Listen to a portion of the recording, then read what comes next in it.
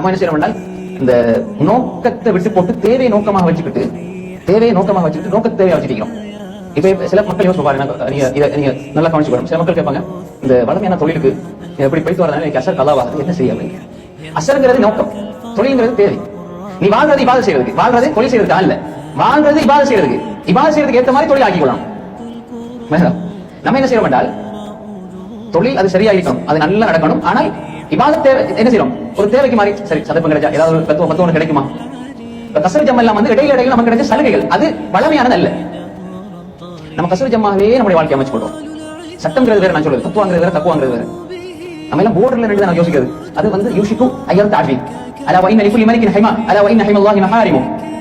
அதாவது யூஷிக் ஐயர் காஃபி, போர்டருக்கு வந்தீங்கன்னா அடுத்து நீங்க அங்க போயிருவீங்க. அதனால கொஞ்சம் எல்லைக்கு வராம, எல்லையில வந்திருந்தா நம்ம தப்பிச்சுவாரு. ஆனால் போர்டர் இல்ல, நீங்க கொஞ்சம் உள்சாலை இருந்து யோசிக்க பாருங்க. எல்லா விஷயத்திலும் நீங்க நிறுத்து பாருங்க. இந்த பார்வை, இந்த பார்வை எப்படிப்பட்ட பார்வை? நான் பார்க்கிற பார்வை சரியானதா? இது அல்லாஹ் ரசூல் சொல்லி தந்த பார்வையா?